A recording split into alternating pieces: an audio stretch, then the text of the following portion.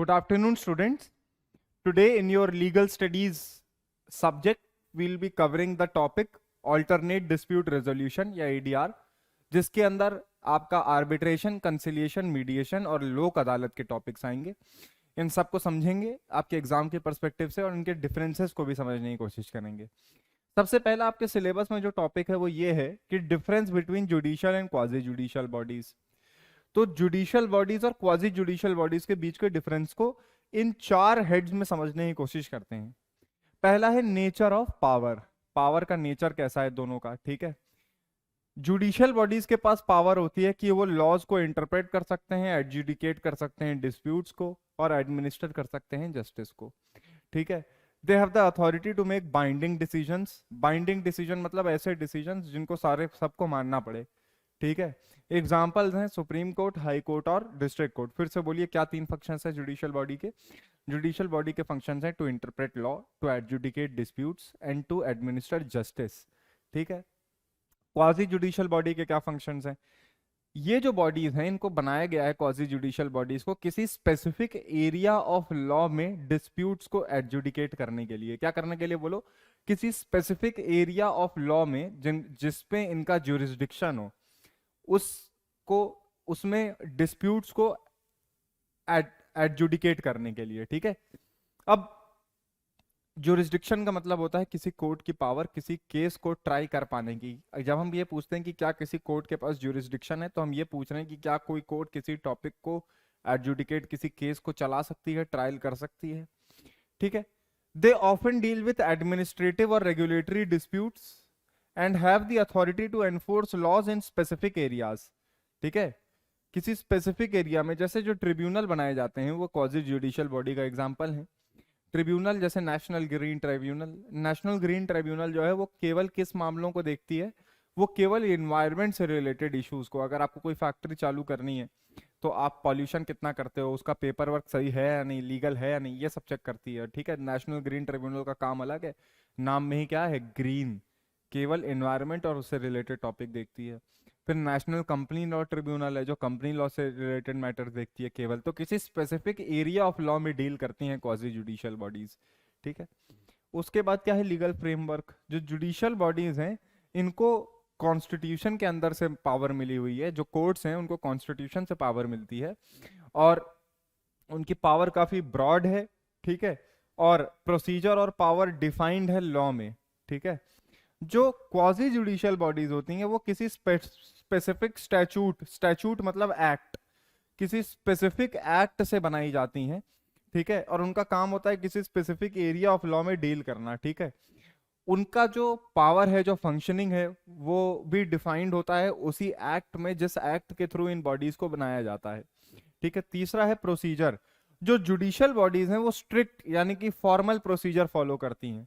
Court जो है, इसीलिए कोर्ट में टाइम लगता है क्योंकि कोर्ट जो है वो फॉर्मल प्रोसीजर फॉलो करती है एविडेंस का और बाकी चीजों का, which includes filing suits, evidence presentation, cross examination, arguments etcetera. The Indian evidence act and the civil procedure code में गाइड देयर प्रोसीजर्स, ठीक है. Quasi judicial bodies, the procedures are less formal. बनाया ही इसलिए गया था क्वाजी जुडिशियल बॉडीज को यानी कि आपके ट्रिब्यूनल्स को, ताकि वो ज्यादा जल्दी मैटर्स को सुलझा पाए, देख पाए, ज्यादा स्मूथ हो उनके यहाँ प्रोसेस. और स्मूथ कैसे हो, उनका जो प्रोसीजर है वो लेस फॉर्मल कर दिया गया है, ठीक है. अगला स्कोप ऑफ फंक्शन, ठीक है. Judicial bodies the scope is broad covering a wide range of civil, criminal and constitutional matters. आपको मालूम है कोर्ट में आप किसी भी टाइप का मैटर ले जा सकते हो, सिविल हो, क्रिमिनल हो, कॉन्स्टिट्यूशनल हो यानी कि आपके फंडामेंटल राइट्स को छीना जा रहा हो, ठीक है. They have the authority to interpret laws and the constitution. इनके पास अथॉरिटी है लॉज को इंटरप्रेट करने की यानी कि उनका रियल मीनिंग असरटेन करने की, बताने की. और कॉन्स्टिट्यूशन यानी कि कॉन्स्टिट्यूशन के आर्टिकल्स का भी फाइनल आर्बिटर जो होता है, जो फाइनल जजमेंट, जो फाइनल इंटरप्रेटर होता है कॉन्स्टिट्यूशन का, वो भी कौन होता है, सुप्रीम कोर्ट होती है यानी कि कोर्ट ही होती है, जुडिशियल बॉडी होती है. क्वाजी जुडिशियल बॉडी का स्कोप लिमिटेड होता है, स्पेसिफिक, कई बार बोल चुका हूं, स्पेसिफिक एरिया ऑफ लॉ या रेगुलेशन से डील करता है, such as environmental issues. NGT के केस में national green tribunal environment issues देखेगा. कंपटीशन मैटर्स को कौन देखेगा, कंपटीशन कमीशन ऑफ इंडिया, ठीक है. कंज्यूमर डिस्प्यूट को कौन देखेगा, कंज्यूमर फोरम, ठीक है। They they specialize in those areas and provide expert based resolutions. आपको मालूम है ये जितनी भी चीजें हैं इन सब में एक्सपर्ट ओपिनियन चाहिए होगा, चाहे इन्वायरमेंटल इश्यूज हो, चाहे कंज्यूमर डिस्प्यूट्स हो, चाहे कंपटीशन के मैटर्स हो। इसमें आपको एक्सपर्ट ओपिनियन चाहिए होगा और स्पीडी जस्टिस चाहिए होगी डिस्प्यूट्स के लिए। स्पेसिफिक एरियाज हैं इनमें ट्रिब्यूनल या क्वाजी जुडिशियल बॉडी फंक्शन करती है, ठीक है। अगला अपना अपील प्रोसेस क्या होता है। अपील प्रोसेस सिंपल है, जो डिसीजन लोअर जुडिशियल बॉडी में आया वो अपर जुडिशियल बॉडी में अपील किया जा सकता है, ठीक है। डिस्ट्रिक्ट कोर्ट का कोई जजमेंट डिक्री आया तो वो अपील हो सकता है हाई कोर्ट में, हाई कोर्ट का कोई आया तो वो अपील हो सकता है सुप्रीम कोर्ट में, ठीक है। क्वाजी जुडिशियल बॉडीज की appeal higher quasi judicial bodies में जा सकती है, जैसे नेशनल कंपनी लॉ ट्रिब्यूनल की अगर अपील जाएगी तो national company law appellate tribunal, NCLT से जाएगी एनसीएलएटी, या फिर किसी कोर्ट में जाएगी। नेशनल ग्रीन ट्रिब्यूनल का कोई फैसला आया तो वो सुप्रीम कोर्ट जा सकता है उसका अपील, अगर फैसला पसंद नहीं आया तो, ठीक है। अब अगला आपके सिलेबस का पार्ट देखते हैं, क्या है आपके सिलेबस का अगला part. Understanding the concept of tribunals as quasi judicial forums, for example NGT, income tax appellate tribunals, ठीक है। जो ट्रिब्यूनल्स हैं, ठीक है, उनको क्वाजी जुडिशियल वो कैसे हैं ये समझने की कोशिश करते हैं। नेचर क्या है ट्रिब्यूनल का, ठीक है, नेचर क्या है ट्रिब्यूनल का। Tribunals are quasi judicial institutions. अभी मैंने आपको क्वाजी जुडिशियल इंस्टीट्यूशन के सारे आपको पॉइंट्स बताए, तो जो ट्रिब्यूनल होती है वो भी क्वाजी जुडिशियल इंस्टीट्यूशन होती है। They are established by act of parliament or state legislatures to adjudicate dispute, grievances और offences within their specific domain of expertise. Unlike courts which have broad jurisdiction covering, वही वाली बात लिखी हुई है, court broad jurisdiction, tribunal या quasi judicial bodies narrower jurisdiction, ठीक है, नैरोअर होता है उनका, काफी एक्सपर्टीज वाली चीज होती है उसमें।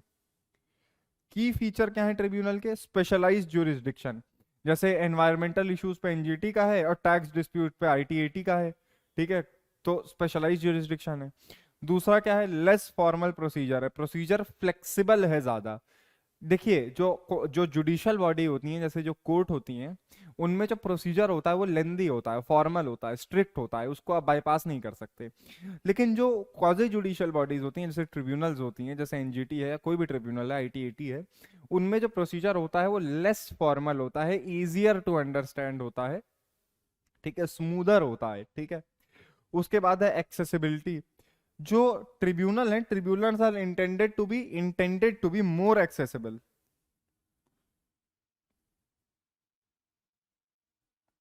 ठीक है, they are intended to be more accessible, ज्यादा लोग रीच आउट कर पाए ट्रिब्यूनल्स को, इसलिए बनाया गया है, यही इस सोच से बनाया गया है, ठीक है,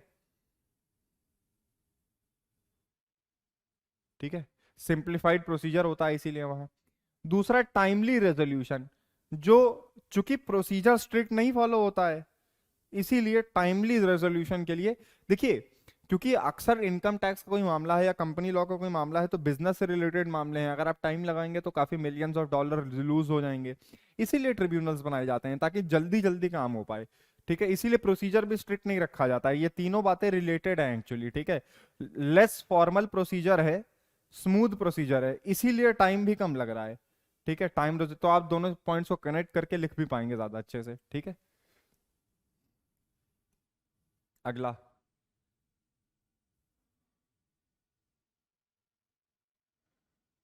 एग्जाम्पल्स क्या है, national green tribunal. National green tribunal under the national green tribunal act of 2010, मैंने आपको बताया था कि जो क्वाजी जुडिशियल बॉडीज होती हैं उनको किसी स्टैट्यूट से, उनको किसी एक्ट से बनाया जाता है। तो नेशनल ग्रीन ट्रिब्यूनल एक क्वाजी जुडिशियल बॉडी है, एक ट्रिब्यूनल है, तो उसको किस एक्ट से बनाया गया है, 2010 के एनजीटी एक्ट से ही बनाया गया है। NGT specialises in cases relating to environmental protection and conservation of forests and other natural resources, ठीक है। उसके बाद इनकम टैक्स एपेलेट ट्रिब्यूनल 1941 में एस्टेब्लिश किया गया था। 8080 the statute is a statutory body in the field of direct taxes. Direct taxes के मामले में it is a statutory body. Its function is to deal with appeals under the Income Tax Act 1961. Income Tax Act of 1961 के अंदर जो appeal आती हैं उनको deal करता है। It acts as a second appellate authority to deal with disputes between tax payer and income tax department. ठीक है, टैक्स पेयर और इनकम टैक्स डिपार्टमेंट के बीच में अगर कोई बहस छिड़ जाती है तो उसका अपील कहाँ जाती है, इनकम टैक्स अपीलेट ट्रिब्यूनल में। तो ये भी एक क्वाजी जुडिशियल बॉडी है और एक स्पेसिफिक फंक्शन को फुलफिल करने के लिए, एक स्पेसिफिक रोल को फुलफिल करने के लिए बनाई गई है। उसके बाद आइए section 89 of the CPC as the source of alternate dispute resolution. Section 89 of the CPC 1908 in India represents a legislative framework aimed at promoting alternate dispute resolution mechanism। देखिए सिविल प्रोसीजर कोड में civil cases कैसे चलाई जाएंगे उनका procedure लिखा हुआ है। उसी में ऐड हुआ था 1999 में मल्लिमठ कमेटी एक बनी थी। ठीक है, मल्लिमठ कमेटी ने रिकमेंडेशन दिए थे, क्या रिकमेंडेशन दिए थे कि ऑल्टरनेट डिस्प्यूट रेजोल्यूशन को बढ़ावा दिया जाए और उसको सीपीसी में ऐड किया था। ठीक है, देखिए आपका किसी से डिस्प्यूट होता है अगर, तो आपके पास दो रास्ते हैं, या तो आप उसके ऊपर कोर्ट में केस करिए, आप दोनों के बीच में क्या चलेगा उसको कहते हैं लिटिगेशन। लिटिगेशन, आप दोनों के बीच में केस होगा, मतलब आप दोनों के बीच में लिटिगेशन होगा। एक पार्टी हारेगी तो दूसरी पार्टी जीतेगी, जीरो सम गेम होता है लिटिगेशन। लिटिगेशन में एक पार्टी जीतेगी दूसरी पार्टी हारेगी। लिटिगेशन नहीं करना है अगर आपको, आपको आपको समझौता करना है। क्या करना है, समझौता करना है। आपको एक ऐसा सोल्यूशन चाहिए कि हम दोनों जीत जाएं, थोड़ा तुम आगे बढ़ो थोड़ा मैं आगे बढ़ूं। तो इसको कहते हैं ऑल्टरनेट डिस्प्यूट रेजोल्यूशन। ठीक है, कि आप लिटिगेशन मत करिए, एडीआर के रास्ते जाइए, आर्बिट्रेशन करवा लीजिए, है ना, आपस में एक दूसरे के ऊपर केस मत करिए, आर्बिट्रेशन करवा लीजिए। ठीक है, किसी न्यूट्रल आदमी को चूज करिए, थर्ड पर्सन को, वो आपके बीच में मैटर को सुलझा देगा और दोनों को बेनिफिशियल हो, दोनों को बहुत नुकसान ना हो, ऐसी चीज बताएगा। ठीक है, तो मलिमट कमिटी ने 1999 में क्या किया, this provision was inserted into the CPC by an amendment in 1999। 1999 में सीपीसी में, सिविल प्रोसीजर कोड में ऐड किया गया। Recognizing the importance of ADR process and reducing the burden on courts and providing parties with a mechanism for resolving disputes in a more amicable, efficient and cost effective manner। अगर parties के बीच में कोई dispute हो जाता है तो उनके बीच के मैटर को दोस्ती से, हंसी खेल में, एमिकेबल मतलब प्यार से, हंसते हुए, ठीक है, गुड फेथ में, एफिशिएंट तरीके से और कॉस्ट इफेक्टिव तरीके से डिस्प्यूट का रेजोल्यूशन हो जाए। The purpose of Section 89 is to facilitate settlement of dispute outside the court system। ठीक है, dispute outside the court system। ठीक है, ये Section 89 का पर्पज है, कोर्ट के बाहर ही मैटर सुलझा लो basically. It empowers court to direct parties to engage in one of several ADR processes before proceeding with a full trial। ठीक है, फुल ट्रायल यानी वही लिटिगेशन के पहले आप एडीआर करा लीजिए, arbitration, conciliation, mediation, judicial settlement, जो भी मन हो, provided there is an element of settlement that may be acceptable to the parties। अगर पार्टीज सेटल ही करना चाहती हैं तो, ठीक है, तो एडीआर करा लें। अब एडीआर में क्या क्या आता है, देखो सबसे पहले आता है आर्बिट्रेशन। अब private dispute resolution process where independent third party known as arbitrator. देखो जैसे हमारे और तुम्हारे बीच में कोई डिस्प्यूट हो, हम दोनों बिजनेसमैन हैं ए और बी, हमारे बीच में कोई डिस्प्यूट हुआ, हमने कोई कॉन्ट्रैक्ट बनाया था, अब उस कॉन्ट्रैक्ट को लेके कोई डिस्प्यूट होता है। ठीक है, कॉन्ट्रैक्ट में क्या हो गया, डिस्प्यूट हो गया, कोई लड़ाई हो गई कुछ पैसे को लेके कि इतना नहीं इतना देना था, फलाना ढिमाका, समझ रहे हो, कुछ हो गया। अब इन दोनों के बीच में हुआ है डिस्प्यूट, ये दोनों बिजनेस पार्टनर हैं, अब ये दोनों कोर्ट नहीं जाना चाहते हैं। क्यों, क्योंकि मालूम है कोर्ट जाएंगे तो लंबी बहस चलेगी, केस चलना पड़ेगा। ठीक है, कोर्ट क्योंकि क्या है, जुडिशियल बॉडी है, स्ट्रिक्ट प्रोसीजर फॉलो करेगी, कोर्ट नहीं जाना चाहते। तो एक काम करिए, आप दोनों ए और बी, सी को कोई न्यूट्रल थर्ड पार्टी,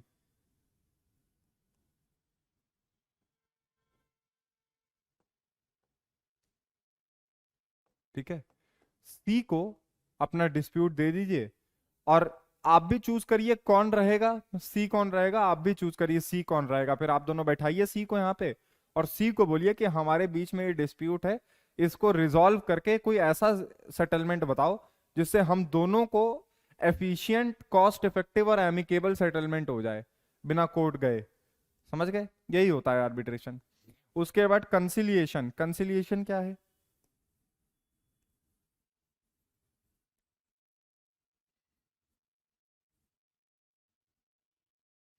कंसिलिएशन।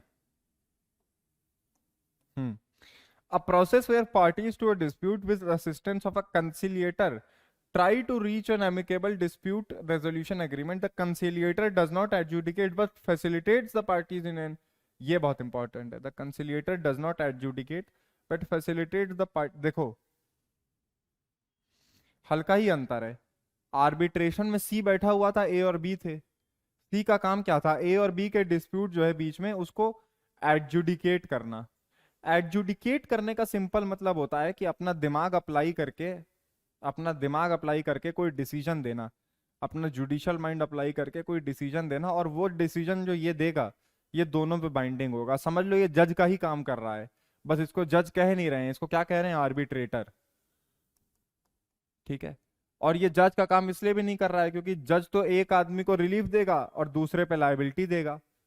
हो सकता है इसको रिलीफ दे दे, इसको लायबिलिटी दे दे, हो सकता है इसको रिलीफ दे दे, इसको लायबिलिटी दे दे।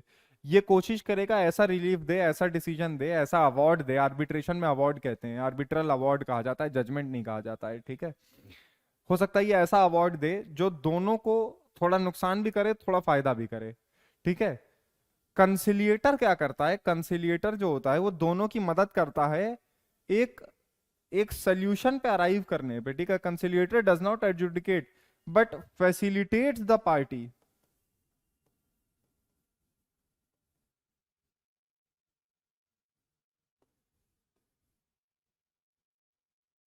ठीक है। Facilitates the party to resolve dispute.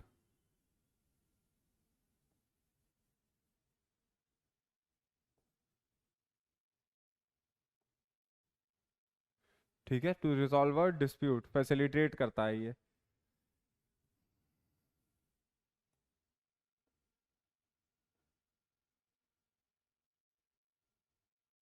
ठीक है। अब अगले पे आते हैं, मीडिएशन। ठीक है। A voluntary process where a neutral third party known as a mediator helps the disputing parties to communicate and negotiate a mutually acceptable solution. Unlike arbitration, the mediator does not make a decision but facilitates the parties to come into an agreement. Mediation में भी यही हो रहा है। ठीक है। Mediation में भी आर्बिट्रेशन की तरह देखो आर्बिट्रेशन में जजमेंट की तरह दिया जाता है, अवार्ड दिया जाता है। ठीक है। यहां पर मीडिएटर अवार्ड नहीं देता, मीडिएटर डिसीजन नहीं देता, mediator does not make a decision but facilitate the parties to come to an agreement. दोनों पार्टीज को एक अग्रीमेंट पे आने पे मदद करता है। तो सर कंसिलिएशन से कैसे अलग हुआ? कंसिलिएशन क्या करता है कि पार्टीज को फैसिलिटेट करता है। ठीक है।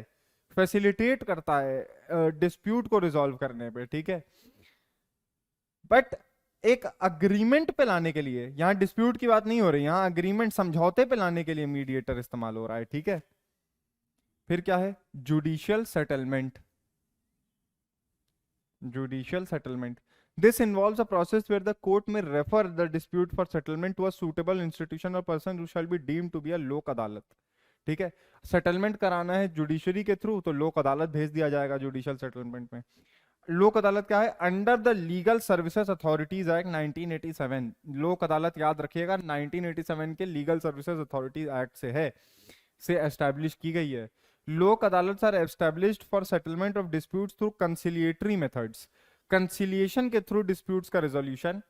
They have the competence to settle a variety of disputes including matrimonial, civil and certain types of criminal matters.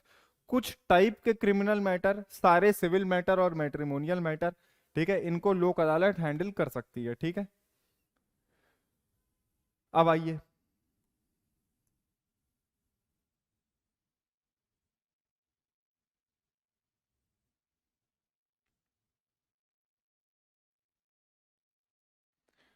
the mechanism under section 89 starts with the court identifying the element of a settlement that may be acceptable to the parties during the proceedings.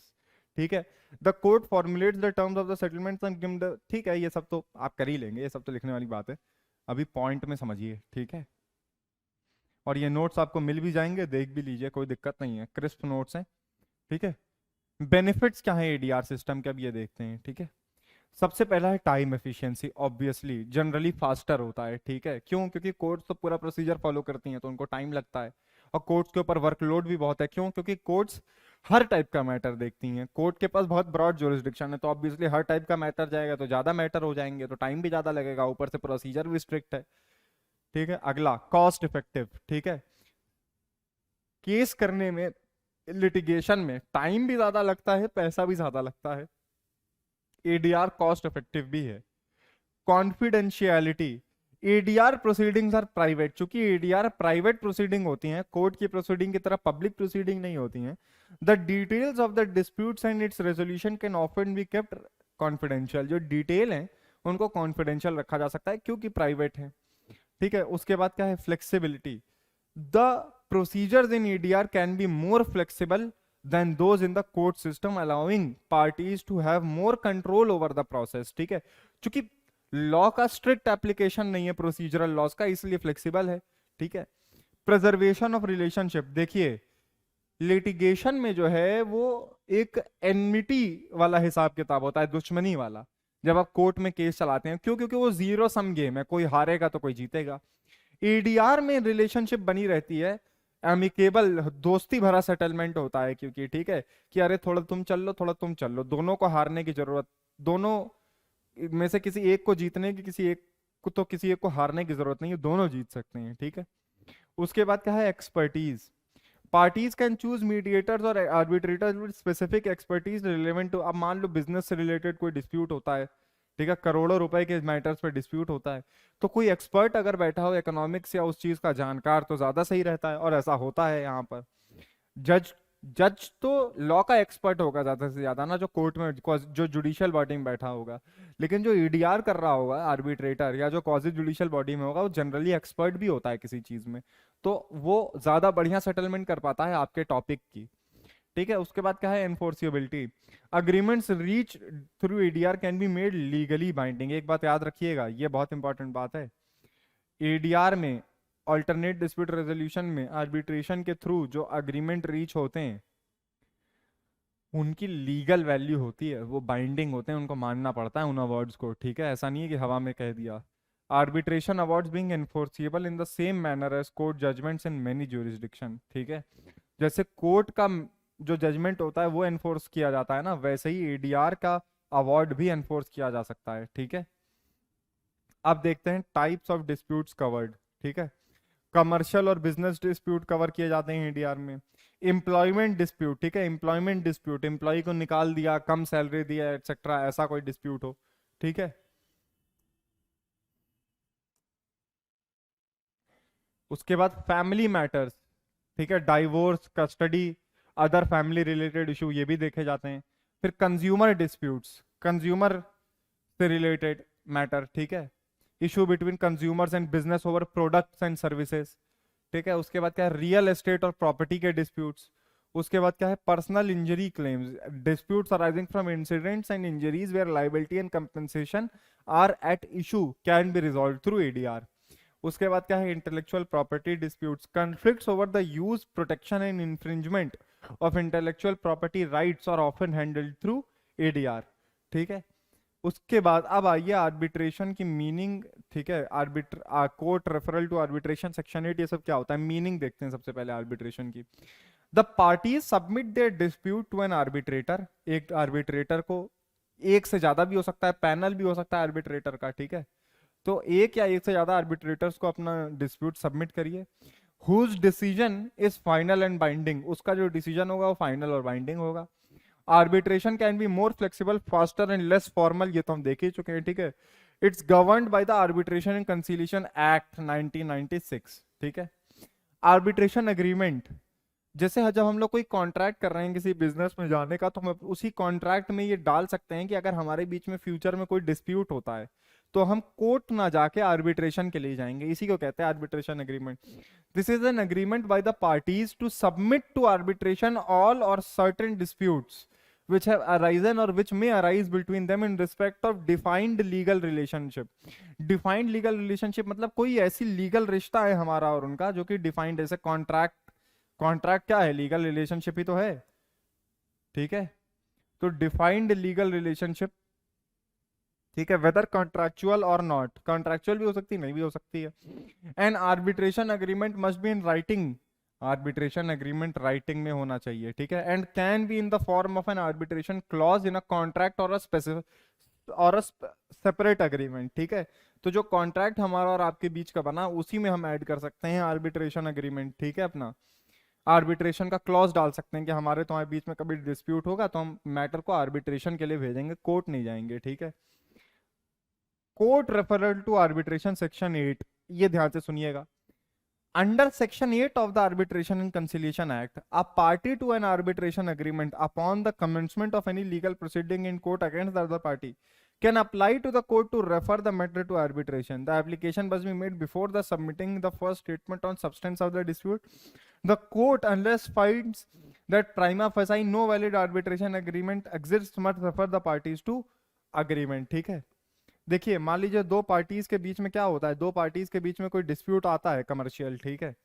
अब एक party दूसरी party को court ले जाना चाहती है, court में जाती है। दूसरी पार्टी ये कह सकती है कोर्ट से कि पहले आर्बिट्रेशन के लिए भेज दिया जाए, ठीक है। तो इसी को कहा जाता है कोर्ट रेफरल टू आर्बिट्रेशन, ठीक है। The court, unless it finds that prima facie no valid arbitration agreement exists, must refer the parties to a arbitration. अगर कोर्ट को लगता है कि वैलिड आर्बिट्रेशन अग्रीमेंट नहीं है, दोनों ने अग्री नहीं किया था आर्बिट्रेशन में जाने के लिए, तब नहीं भेजेगी। वरना अगर कोर्ट को लगता है कि आर्बिट्रेशन अग्रीमेंट है, इन लोगों के बीच में पहले से अग्रीमेंट था आर्बिट्रेशन में जाने का, तो केस नहीं चलाएगी, पहले बोलेगी पहले अब जब आपके अग्रीमेंट में है तो पहले कहाँ जाइए, आर्बिट्रेशन के लिए ही जाइए। यही कहता है सेक्शन 8, ठीक है। आर्बिट्रल अवार्ड, देखो सिग्निफिकेंस क्या है। The arbitral award is the decision made by the arbitrators on the dispute submitted to arbitration. सही बात है, वही जो जैसे जज जजमेंट देता है वैसे आर्बिट्रेटर आर्बिट्रल अवार्ड देता है, ठीक है। It is final and binding on the parties, final होता है और बाइंडिंग होता है पार्टीज पे, and enforceable in the same manner as a court judgment. जैसे कोर्ट जजमेंट आप अप्लाई कर सकते हो वैसे आप आर्बिट्रल अवार्ड भी अप्लाई करवा सकते हो, ठीक है। The award provides a resolution, the award provides a resolution, ठीक है। the award provides a resolution on to the dispute and allows the parties to avoid lengthy process of court litigation. जो court litigation का लंबा process है उसको avoid करवाता है, वही बात चल रही है, ठीक है। Comparison with a judgment, judgment से कंपेयर करते हैं। Finality, both arbitral award and court judgments are final and binding, but the scope of appealing in arbitral award is much more limited than for a court judgment. देखिए court का judgment और arbitration का award दोनों final होते हैं और binding होते हैं। बाइंडिंग मतलब लागू होंगे वो, ठीक है। आप ये नहीं कह सकते कि मेरे पर लागू नहीं होता ये आर्बिट्रेशन अवार्ड, ठीक है। अगर आपके खिलाफ आया है कैसा भी है तो आपको मानना पड़ेगा, जैसे जजमेंट मानना पड़ता है वैसे ही। लेकिन अपील करने की जो अपील करने का स्कोप है वो आर्बिट्रल अवार्ड का लिमिटेड है काफी। आप जनरली आर्बिट्रेशन अवार्ड को अपील नहीं कर पाते हैं, कुछ स्पेसिफिक ग्राउंड होना चाहिए तभी अपील कर सकते हैं। लेकिन जजमेंट को अपील करने के जो स्कोप है वो बहुत ब्रॉड है, बहुत वाइड है, ठीक है। अब अगले पे चलते हैं।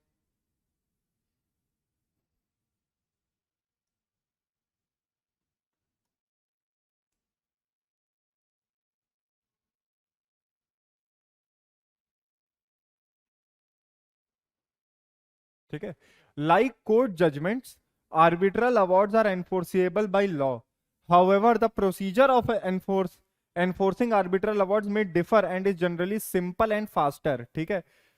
देखो एनफोर्स कराना जजमेंट को, उसके लिए एनफोर्समेंट की डिग्री पास करानी पड़ती है एग्जीक्यूशन की, वो प्रोसेस एक लंबा प्रोसेस है। आर्बिट्रेशन का जो अवार्ड होता है उसको एनफोर्स कराना, एनफोर्स मतलब लागू करवाना, अप्लाई करवाना, वो सिंपलर होता है, फास्टर होता है, ठीक है। प्राइवेसी, प्राइवेसी में आपको बता चुका, आर्बिट्रेशन प्रोसीडिंग्स प्राइवेट होती हैं, जजमेंट्स प्राइवेट नहीं होते हैं, कोर्ट्स तो पब्लिक होती हैं।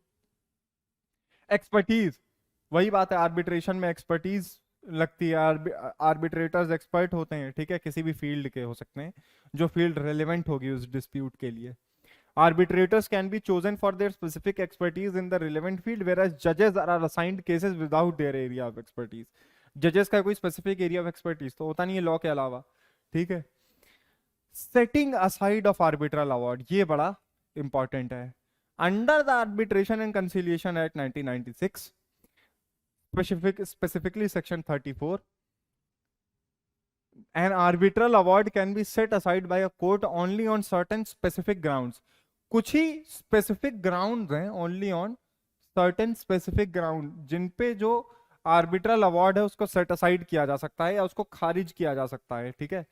These include incapacity of a party, किसी पार्टी की incapacity, invalidity of the arbitration agreement, lack of proper notice of the appointment of an arbitrator or of arbitral proceedings. देखो क्या क्या बोला मैंने, कब कब अवार्ड को सेट असाइड किया जा सकता है, ध्यान से सुनो, ठीक है।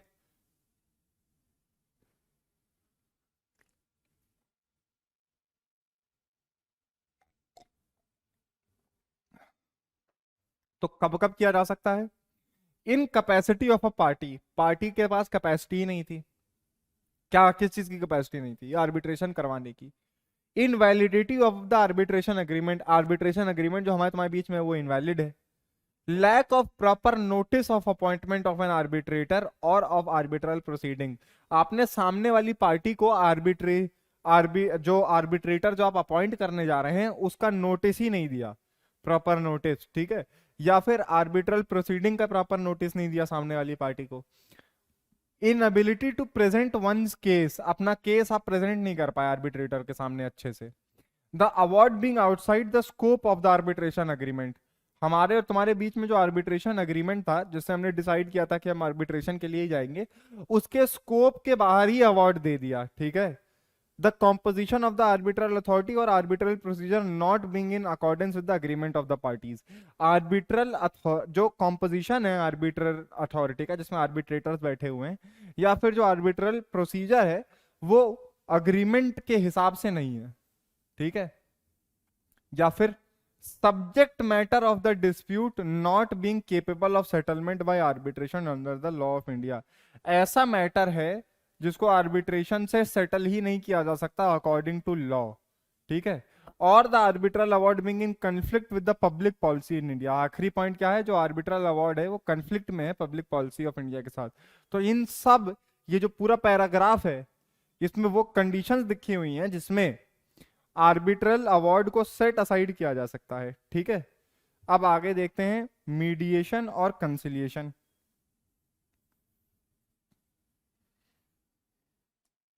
मीडिएशन पहले देखते हैं। Mediation is a voluntary process where neutral third party the mediator assists the disputing parties in reaching a mutually acceptable agreement, दोनों की हेल्प करता है मीडिएटर एक म्यूचुअली एक्सेप्टेबल अग्रीमेंट पे आने के लिए, एक ऐसा अग्रीमेंट बनाने के लिए जिसे दोनों अग्री करते हो। द मीडिएटर फैसिलिटेट्स कम्युनिकेशन, दोनों के बीच में कम्युनिकेशन कराता है। प्रमोट्स अंडरस्टैंडिंग, अंडरस्टैंडिंग बनवाता है। And focuses the parties on their interest rather than their position, ठीक है, उनके इंटरेस्ट पे फोकस करवाता है उनके पोजीशन के बजाय, ठीक है। उसके बाद क्या है, the scope of mediator can be very broad encompassing a wide range of disputes including commercial, labour, family, community and international disputes. Mediation, ये इंपॉर्टेंट बात है, mediation does not impose a decision on the parties but helps them find a solution together. Mediation दोनों parties पे कोई solution थोपती नहीं है, कोई award impose नहीं करती है, बट दोनों पार्टीज की हेल्प करती है सॉल्यूशन को टुगेदर ढूंढने में, ठीक है। उसके बाद क्या है, conciliation. Conciliation is similar to mediation in that it is voluntary, ठीक है। कंसिलिएशन वॉल्यूंटरी होता है मीडिएशन की ही तरह, फ्लेक्सिबल, ठीक है, and confidential form of ADR, ठीक है। अब देखिए की डिफरेंस समझिए, पहले मैं आपको नहीं बताया था, अब बताने जा रहा हूं। The key difference is that conciliation, the conciliator may have a more advisory role suggesting terms of settlement and can actively advise the parties on the content of the dispute and possible outcomes. Like mediation, conciliation can be used for a variety of disputes. However, the conciliator might play a slightly more direct role in guiding the parties to a resolution. देखिए, conciliation और mediation दोनों same चीजें हैं, बस फर्क इतना है कि जो कंसिलिएटर होता है वो ज्यादा हैंड्स ऑन अप्रोच रखता है, ठीक है। क्यों?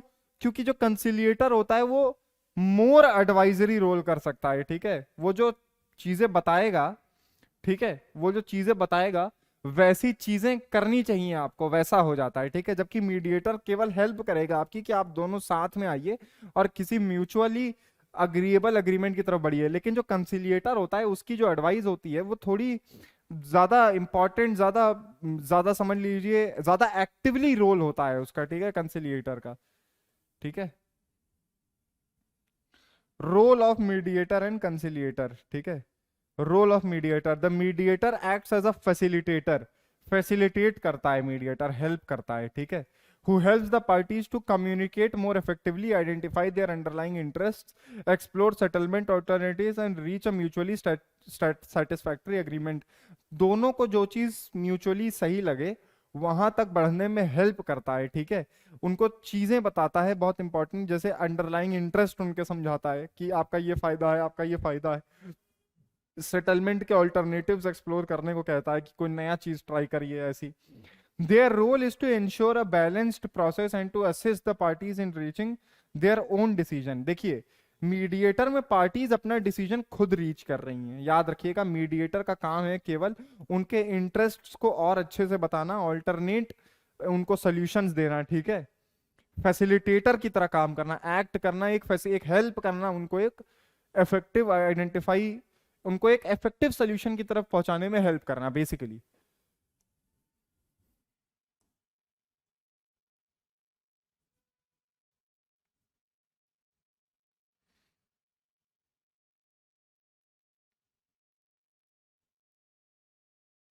कंसिलिएटर का क्या रोल होता है? The conciliator also facilitates communication and settlement but may take a more proactive role. इसका रोल ज्यादा प्रोएक्टिव होता है, ज्यादा एक्टिवली पार्टिसिपेट करता है, ठीक है, in suggesting possible terms of settlement, analysing the issues and advising on the facts and the law, ठीक है। Conciliator might propose solutions for the parties to consider. देखो, कंसिलिएटर जो है वो खुद कुछ सोल्यूशन प्रपोज भी करेगा, आप कंसिडर कर सकते हैं उन पर।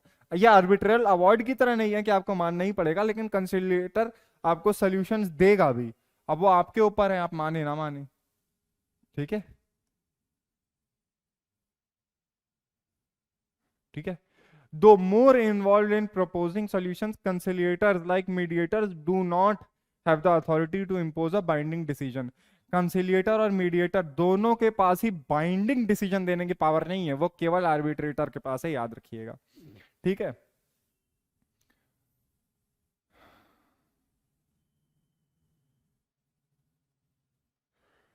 Sanctity of settlement arrive through mediation and conciliation. Sanctity क्या है? ठीक है, पवित्रता मतलब सैंक्टिटी, ठीक है, कितना प्योर है। Settlements reach through mediation and conciliation carry significant weight because they are result of mutual agreement of the parties. देखिए, पार्टीज के म्यूचुअल अग्रीमेंट का नतीजा है, दोनों आपस में अग्री कर रहे हैं, इसीलिए वैल्यू होगी सेटलमेंट की, ठीक है। Once the parties arrive at a settlement and sign an agreement, it becomes a contract between them, ठीक है। This contract is enforceable in a court of law similar to any other agreement under the Indian Contract Act. देखिए, जहां पर mediation और conciliation के through किसी agreement पे reach हुए, उस अग्रीमेंट पे साइन कर दिया, तो पार्टीज के बीच में वो कॉन्ट्रैक्ट की तरह काम करेगा और उस पर इंडियन कॉन्ट्रैक्ट एक्ट लगेगा, ठीक है। The sanctity of such settlements lies in their consensual nature. जो पवित्रता है, जो सैंक्टिटी है, वो उनके कंसेंशुअल नेचर पे बेस्ड है, ठीक है। उनका जो नेचर है वो क्या है? कंसेंशुअल है, कंसेंट पे बेस्ड है। Reflecting the parties own decisions and agreements, ठीक है, पार्टी के खुद के डिसीजन और अग्रीमेंट्स रिफ्लेक्ट होते हैं। हाँ ठीक है, इतना ही जानना जरूरी है, ठीक है। बाकी देख लीजिएगा खुद ही, कुछ अलग नहीं लिखा हुआ उधर। ओके। अरे, ओ नो, ये तो गलत हो गया।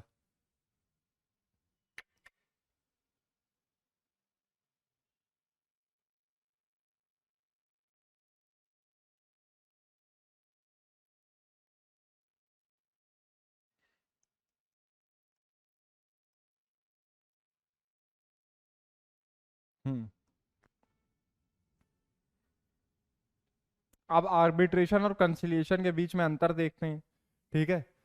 सबसे पहला अंतर है डिसीजन मेकिंग अथॉरिटी के अंदर। Arbitration has the authority to make a decision. Arbitration में जो आर्बिट्रेटर होता है उसके पास अथॉरिटी होती है डिसीजन देने की। कंसिलिएशन में पार्टी को केवल असिस्ट करता है, वो अभी बताया मैंने आपको, ठीक है। आउटकम, आर्बिट्रेशन का आउटकम जो होता है वो एक अवार्ड होता है, मैंने बताया, जैसे जजमेंट होता है कोर्ट का, वैसे आर्बिट्रेशन में अवार्ड कहते हैं, ठीक है, जो कि बाइंडिंग होता है, बांध देता है पार्टीज को, मतलब और एनफोर्सिएबल होता है, मतलब लागू करवाया जा सकता है। और कंसिलिएशन में leads to a settlement agreement if parties agree. ठीक है, एक सेटलमेंट अग्रीमेंट होगा अगर पार्टीज अग्री करती हैं तो, which can be binding if the parties decide to make it so. Conciliation में अगर पार्टीज खुद किसी डिसीजन पे पहुंच रही हैं वो तभी बाइंडिंग होगा। ठीक है, अगर पार्टीज खुद ही डिसीजन पे पहुंच रही हैं तो जैसे मैंने बताया इंडियन कॉन्ट्रैक्ट एक्ट लगने लगेगा तब। ठीक है, role of third party arbitration में तो थर्ड पार्टी का रोल होता है क्योंकि आर्बिट्रेशन थर्ड पार्टी कराती है और वो जज की तरह एक्ट कर रहा होता है। ठीक है, उसके डिसीजन, उसका अवार्ड बाइंडिंग होता है। और यहाँ पर जो थर्ड पार्टी होती है वो असिस्ट करने का काम कर रही होती है, actively assist the parties in reaching a settlement. ठीक है, अगला process formality. Arbitration is generally more formal. ठीक है, मतलब लिटिगेशन से कम फॉर्मल, लेकिन कंसिलिएशन और मीडिएशन से ज्यादा फॉर्मल आर्बिट्रेशन। ठीक है,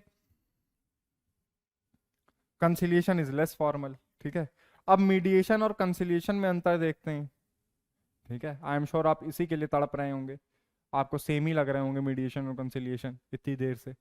रोल ऑफ फैसिलिटेटर देखो, जो मीडिएटर होता है, मीडिएशन मतलब मीडिएटर फैसिलिटेट्स कम्युनिकेशन, दोनों के बीच में बातचीत फैसिलिटेट करता है।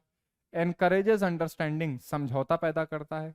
And helps identify the underlying interest, जो अंडरलाइंग इंटरेस्ट है उनको आइडेंटिफाई करने में हेल्प करता है। ठीक है, अंडरलाइंग इंटरेस्ट जो है उनको आइडेंटिफाई करने में हेल्प करता है, but typically refrains from offering opinions or suggesting terms of settlement.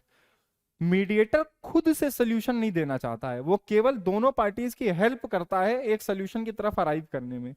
कंसिलिएटर जो है वो सजेशंस दे सकता है, ही ऑफरिंग सजेशंस फॉर सेटलमेंट। ठीक है, प्रोसेस अप्रोच क्या है, tends to be more focused on the parties developing their own solution, और ये मीडिएशन के लिए था कि पार्टीज अपने सॉल्यूशन खुद बना लें।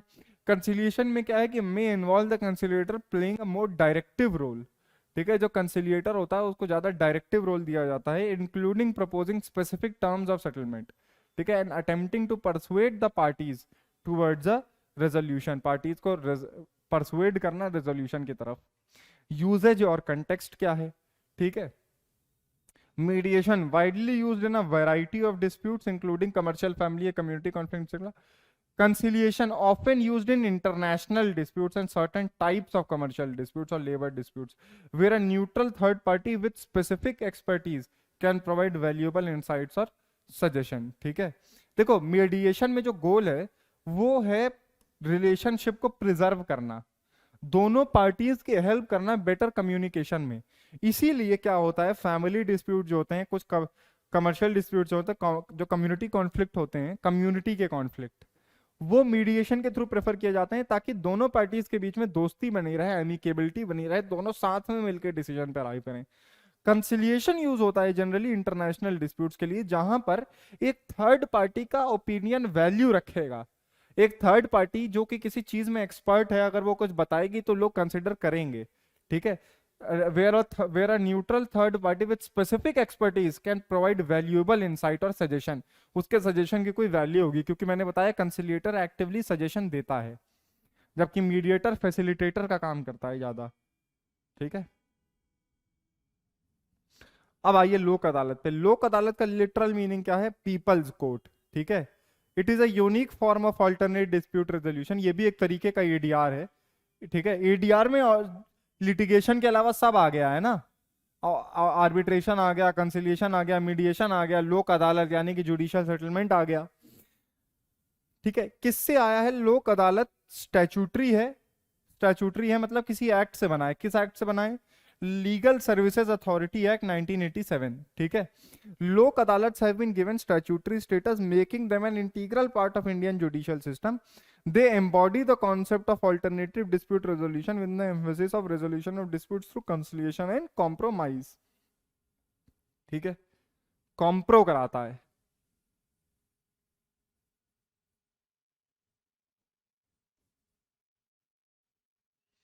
अब ज्यूरिसडिक्शन क्या है,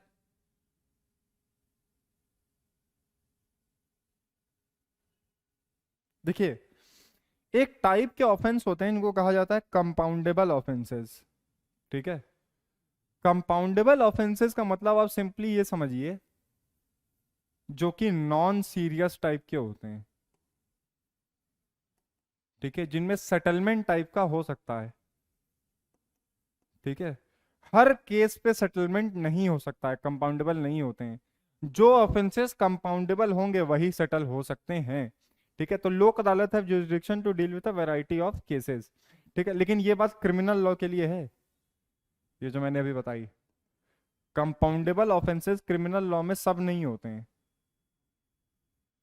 ठीक है, civil matters, matters related to family, marriage, land, labour dispute and other civil that are not non compoundable under law.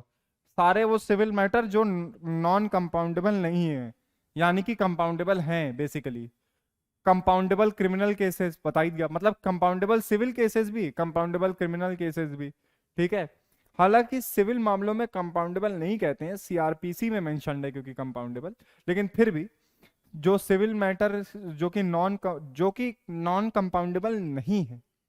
ठीक है, नॉन कंपाउंडेबल मतलब जिनका सेटलमेंट नहीं हो सकता। तो जो नॉट नॉन कंपाउंडेबल है मतलब जो कंपाउंडेबल है। ठीक है, बहुत कंफ्यूज हो गया ना। देखो ये देखो क्या लिखा हुआ है, क्या लिखा हुआ है, नॉट नॉन कंपाउंडेबल। ठीक है, तो मतलब कंपाउंडेबल। ठीक है, और compoundable civil, compoundable criminal cases भी। ठीक है, उसके बाद प्री लिटिगेशन केसेस, जिनको अभी फाइल नहीं किया गया है कोर्ट में। ठीक है, उनको कहते हैं pre litigation cases. It is important to note that Lok Adalat do not have jurisdiction over non compoundable criminal cases and cases involving serious offences that require judicial determination. कोई मर्डर हो गया, अब मर्डर लेके तुम नहीं जाओगे लोक अदालत में, क्योंकि मर्डर नॉन कंपाउंडेबल है, उसमें कोई सेटलमेंट नहीं होता और कॉग्निजेबल है। ठीक है, देखो ऑफेंसेस एक और बेसिस पे डिवाइड किए जा सकते हैं कि वो कॉग्निजेबल है या नॉन कॉग्निजेबल है। कॉग्निजेबल ऑफेंसेस वो होते हैं जिनको पुलिस बिना मजिस्ट्रेट के ऑर्डर के इन्वेस्टिगेट कर सकती है और अरेस्ट कर सकती है, अरेस्ट विदाउट वारंट कर सकती है बेसिकली। और नॉन कॉग्निजेबल वो हैं जिनमें अरेस्ट विदाउट वारंट नहीं हो सकता। अगर मर्डर का केस, अगर मर्डर का इन्वेस्टिगेशन चल रहा है तो पुलिस को आपके ऊपर शक होता है तो तुरंत आपको आके इन्वेस्टिगेशन के लिए अरेस्ट कर सकती है बिना मजिस्ट्रेट की परमिशन के। ठीक है, ये होते हैं कॉग्निजेबल मामले। तो कॉग्निजेबल मैटर तो वैसे भी नहीं जा सकते लोक अदालत, सीरियस होते हैं, क्योंकि पुलिस के पास पावर है बिना मजिस्ट्रेट के वारंट के अरेस्ट करने की, तो काफी सीरियस होंगे। ठीक है, तो सब मैटर नहीं जाते, नॉन कंपाउंडेबल नहीं जाते और कॉग्निजेबल नहीं जाते। ठीक है, उनको सेटलमेंट के थ्रू नहीं, कॉम्प्रोमाइज के थ्रू नहीं सेटल किया जा सकता। ठीक है, अवार्ड ऑफ लोक अदालत एंड इट्स सिग्निफिकेंट, जो अवार्ड होता है लोक अदालत का उसके बारे में देखते हैं अब। ठीक है, award, the decision rendered by a Lok Adalat is termed as an award. The award is based on the compromise or settlement reached between the parties and is binding on them. जो अवार्ड होता है वो बाइंडिंग होता है parties पे। The award is deemed to be a decree of the civil court. देखिए decree क्या होता है, डिक्री ऑपरेटिव पार्ट होता है किसी जजमेंट का। जजमेंट पूरा तो बहुत बड़ी चीज होती है, डिक्री उसका वो पार्ट होता है जजमेंट का जो अप्लाई होता है, जिसमें फाइनल वो दिया होता है कि करना क्या है, कि इनकी दीवार गिरा दो या इनको सजा दे दो, ऐसा। ठीक है, जो ऑपरेटिव पार्ट होता है जजमेंट का। तो जो अवार्ड होता है लोक अदालत का उसको भी डिक्री की ही तरह देखा जाता है सिविल कोर्ट की। ठीक है, and is final and can not be appealed, कोई अपील नहीं होती है। लोक अदालत, एक बात याद रखिएगा, लोक अदालत के जजमेंट की कोई अपील नहीं होती है। This is to ensure the finality of the decision and to avoid further litigation. आगे और लिटिगेशन और केस ना हो और अपील ना हो, इसलिए ये किया गया है। ठीक है, इसलिए अपील होती ही नहीं है, मैटर खत्म हो जाता है लोक अदालत में आने के बाद। सिग्निफिकेंस क्या है, लीगली बाइंडिंग है, कॉस्ट इफेक्टिव है, वही जो ईडीआर के फायदे थे, स्पीडी रेजोल्यूशन है, अमिकेबल सेटलमेंट है, रिड्यूस्ड केस लोड है। ठीक है, नॉर्मल कोर्ट में लोग जाएंगे, ज्यादा टाइम लगेगा। ठीक है, और क्या पता मिले भी ना कायदे से सोल्यूशन। ठीक है, लोक अदालत में ज्यादा जल्दी मिल जाएगा, और वही ईडीआर वाले सारी चीजें हैं इसमें। ठीक है, आपके सैंपल पेपर में इस साल एक क्वेश्चन भी है ना लोक अदालत का, कि कंपाउंडेबल या कुछ ऐसे लिखा हुआ था, देख लीजिएगा। अब आप सॉल्व कर लेंगे अपना सैंपल पेपर और प्रीवियस ईयर क्वेश्चन पेपर जो भी ईडीआर के ऊपर आते हैं।